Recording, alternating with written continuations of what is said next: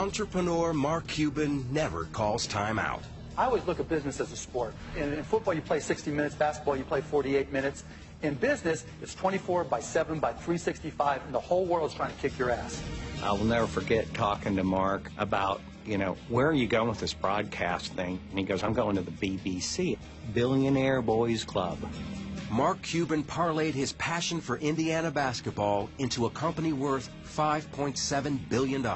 The day that Broadcast.com was sold to Yahoo, I think a lot of folks felt like we had hit the lottery twice. Over the last 20 years, I've always been about what's new, what's next, and how am I getting there first. The unorthodox entrepreneur has disrupted every business he touched. He said, we got to blow this up. This is not what I want. Rip everything out and start again. He's been slammed, eliminated, Mark Cuban, furious, and investigated. Mark Cuban, ordered to appear before the SEC. But almost always comes out on top. He is smart, meaning one of the smartest people. But he also, you could make the argument, was one of the luckiest people in the age of the internet. Somebody has got to be the luckiest person in the world. Somebody's got to be, right? It's you. And I'm just glad it's me,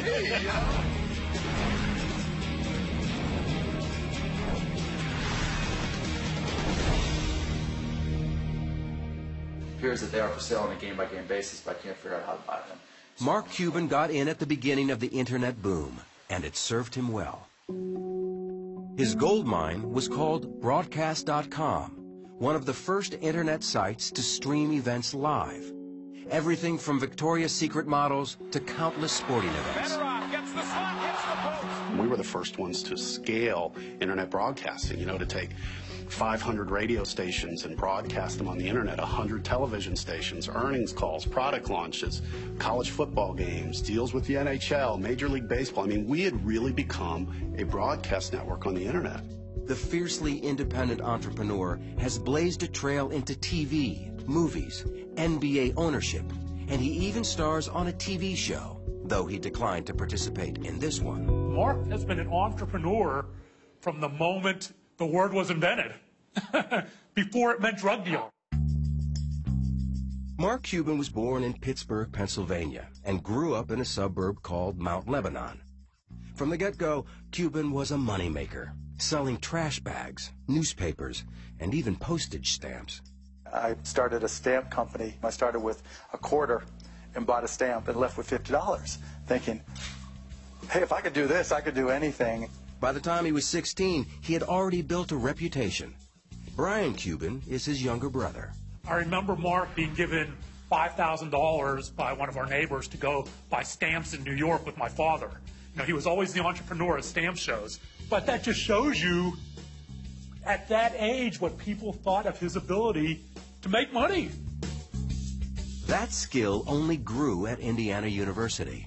The tireless business major taught disco, started a chain letter, and decided to run a bar if he could come up with $15,000. Evan Williams was an engineer at General Motors who played on the school rugby club with Mark Cuban. He was at my house one day. He was calling banks to try to get a loan so he could buy this bar. So on my way out, I said, hey, Mark, if you have any problems getting that loan, just give me a call. 2 days later, he goes, hey, Ev. So I ended up late 1979 loaning Mark $15,000 so he could buy a bar in Bloomington. Cuban awarded Williams stock certificate number 1, and within months opened his bar, Motley's. Wayne Winston teaches graduate statistics at Indiana University.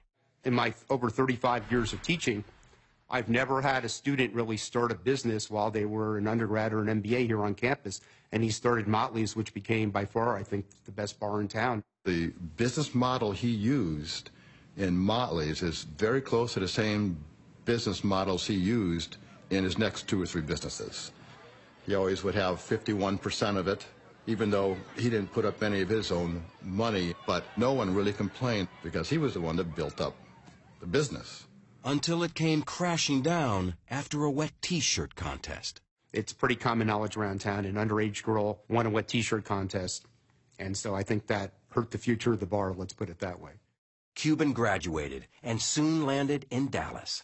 Within a year, the born entrepreneur launched Micro Solutions, providing software, hardware, and training to businesses at the dawn of the PC revolution. It was a family affair. Mark goes, you come work for me. So I said, fine. So my first day at work, I'm a big lawyer. I show up in my suit and tie. And he goes, why are you wearing that? Well, come to work for you at Micro Solutions. He goes, no, go home and change, put on your crappy clothes and your jeans. You're in the stock room. Mark doesn't give you anything. You have to learn it and earn it. Mark Cuban learned the computer business fast, and in 7 years sold his company to CompuServe for $6 million. And I retired. And you retired. And what did you do with that money, your biggest purchase? My biggest purchase, I bought a lifetime pass on American Airlines, and I had one mission in mind. I wanted to be able to go to as many countries around the world as I could and get drunk with as many people as I possibly could, and I was so good at it.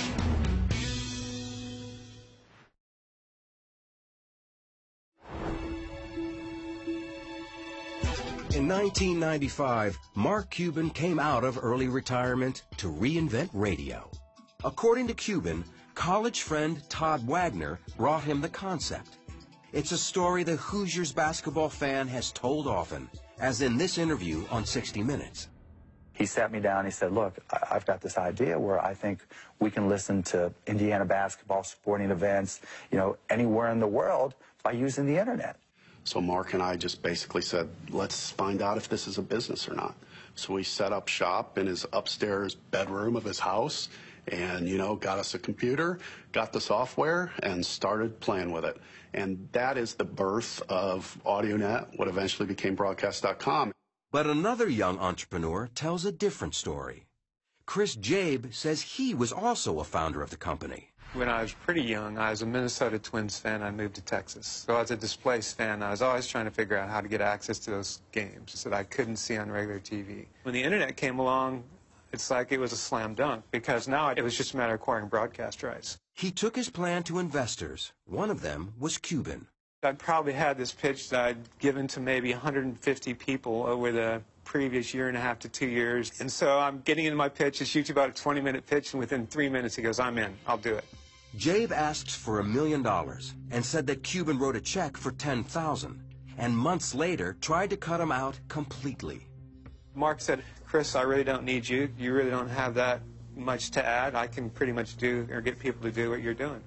So I was a little bummed, to say the least. And I really give Todd a lot of credit. When he came to me and said, we can work a deal with, for $2,500 a month and 10% of the company, in the way he described it and the way he showed me the paperwork, I knew it was real. And it really made me feel really good, actually, even though it was hard to take 10% of a company that I developed 100% from scratch. Cuban became the driving force of AudioNet. Mark overall really wanted to see it as his company.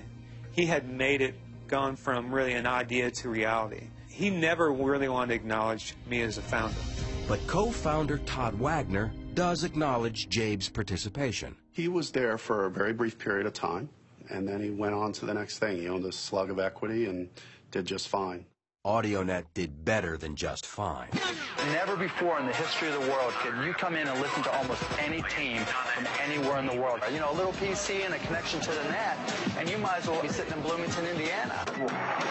You go back in there, and all they did was have all these servers with all these different sporting events going on and people trying to keep the servers up. You're like, what is going on in here? They're planning a nuclear strike.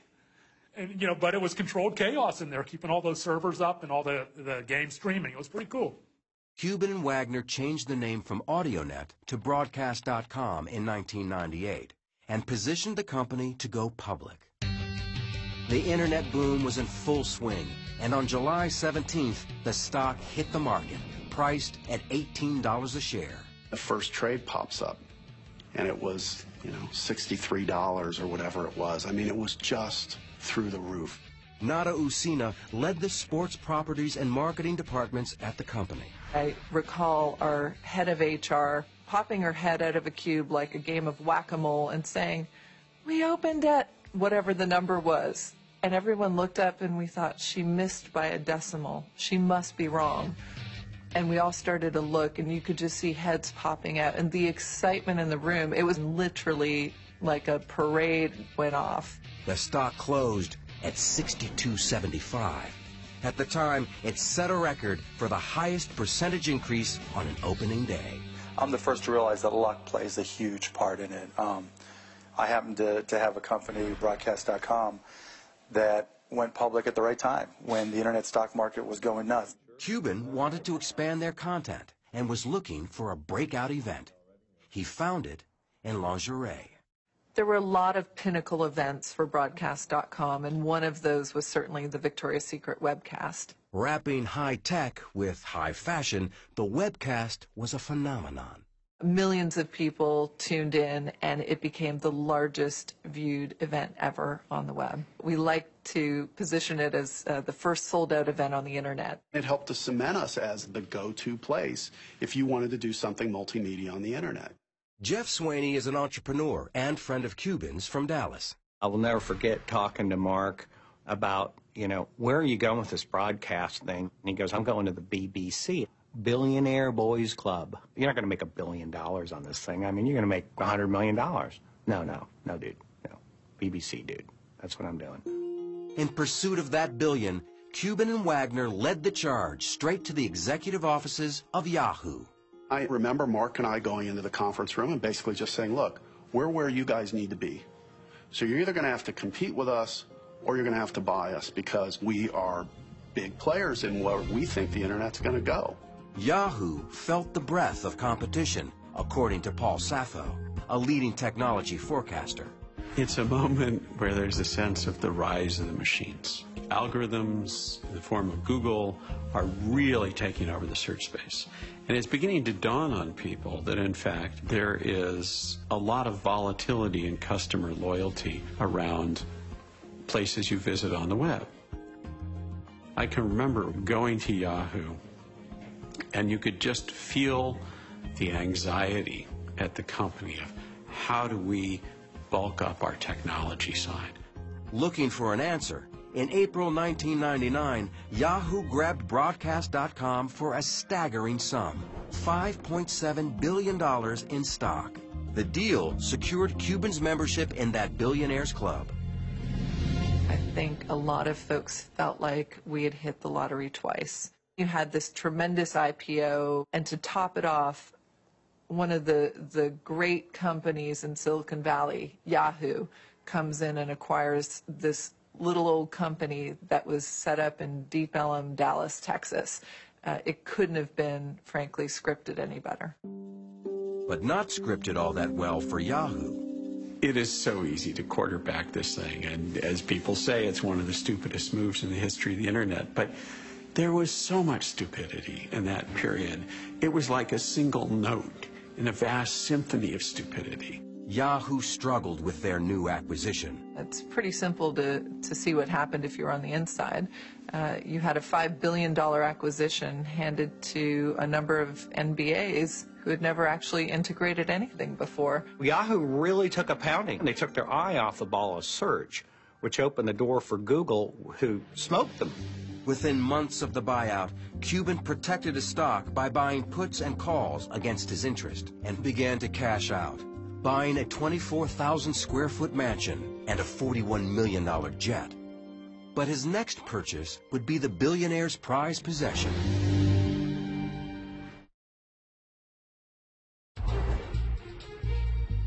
In January 2000, sports fanatic Mark Cuban bought majority ownership in the Dallas Mavericks from Ross Perot Jr.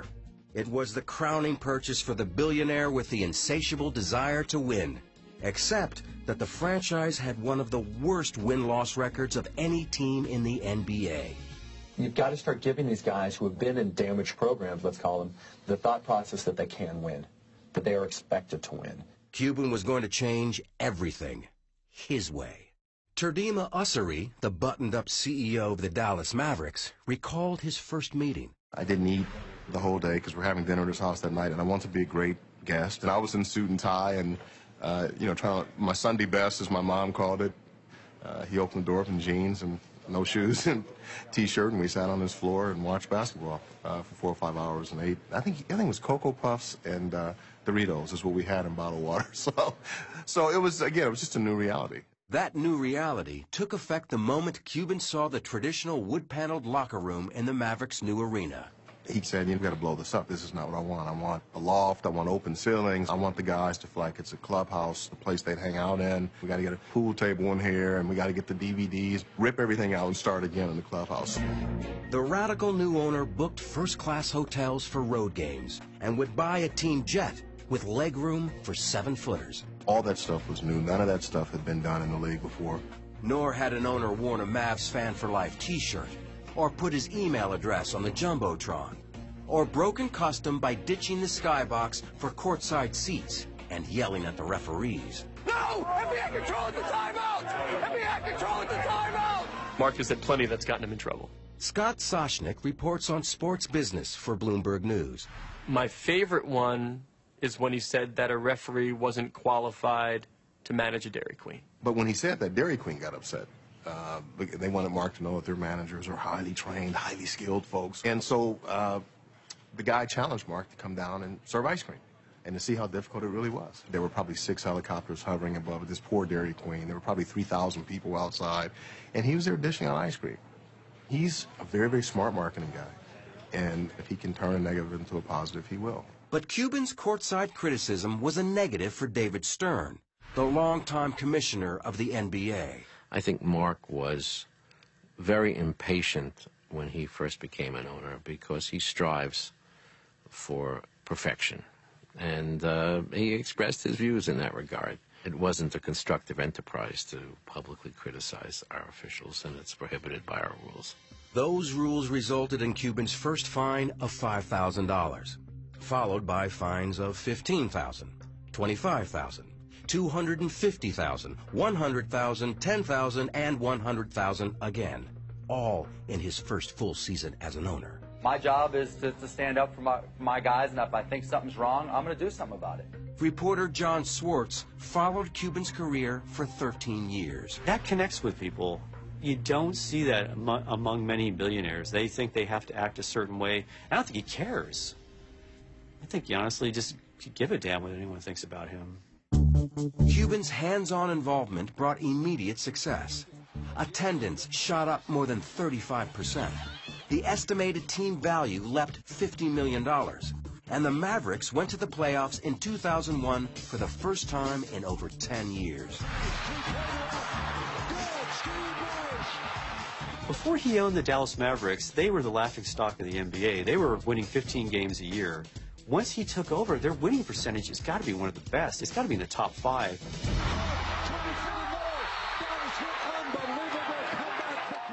Despite their surging success, that year the Mavericks fell short of the championship. And success for Cuban in the film and TV business was also proving elusive. At the dawn of HD TV in 2001, he launched the first high-definition television network called HDNet, as he explained to Charlie Rose. We're available on cable, we're available on satellite, but viewers can go knowing that not only are they going to get great entertainment, but they're going to get great entertainment in the best possible picture quality. The network sputtered, barely reaching 350,000 homes in its first year. Cuban hit pause long enough to marry longtime girlfriend Tiffany Stewart, throwing a reception bash on his home court, the American Airlines Center. By 2003, he re-teamed with Todd Wagner and plunged into the movie business. We bought Landmark Theaters, which was a national independent theater chain. We invested and then bought Magnolia Pictures, a theatrical distribution company. We built on a home entertainment unit as well to that. And all of a sudden, we had built a vertically integrated media company, meaning we had production, distribution, and exhibition all under one roof, in a way that, frankly, we had not seen done before. It gave Cuban the pieces to shake up the movie business by releasing a film in theaters, on DVD, and TV simultaneously. Andy Fixmer is an entertainment reporter for Bloomberg News. Back then, nobody was doing this. Nobody even thought that you would dare put a movie on television before it was released in theaters. It just wasn't done. Cuban's movies met with mixed success. Some films, like Good Night and Good Luck, had found critical acclaim and a niche audience, while others struggled. And there was a disappointment again on the basketball court. Star Dirk Nowitzki led the team into the finals in 2006. The Mavs were up 2-0 when momentum suddenly shifted. And the team dropped 3 straight. Cuban was livid. When he was pissed, he may as well have been Satan. The players literally ran the other way in the locker room. The Miami Heat are champions of the basketball world! After their collapse in the championship, Nowitzki publicly called for Cuban to control his temper. For the owner who hated to lose, the loss was pure devastation. I believe he didn't leave the house for 3 weeks, and he became a shut-in. So what did it cost him? It cost him his dream. Really, his dream was to turn the Mavericks into champions.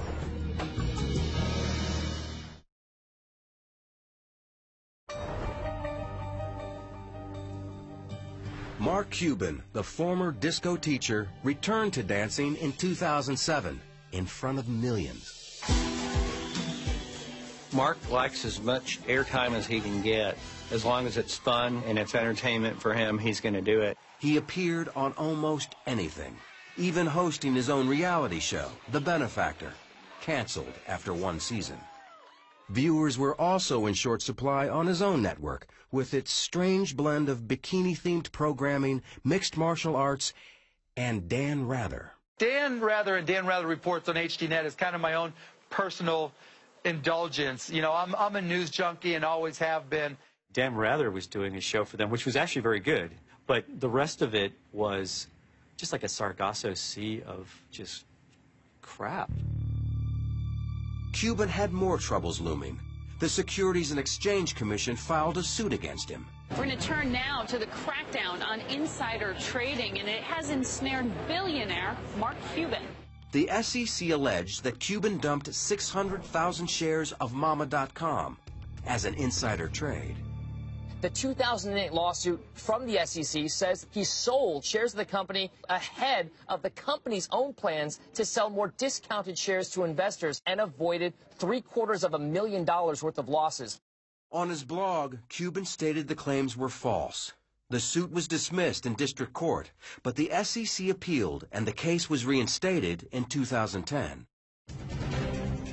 While Cuban battled in the courtroom, he also prepared for battle on the basketball court. He dealt for key players, hired a new coach, and in 2011, the Mavericks fought their way back to the finals. Surprising everyone, the loudmouth behind the team bench went silent. It was different. I mean, still people went up and talked to him, but he said, not today, not me, talk to the players. With Mark in the background, it was this other guy, Dirk Nowitzki, and the team that Mark had assembled that in the end was able to win. What he's always dreamed of.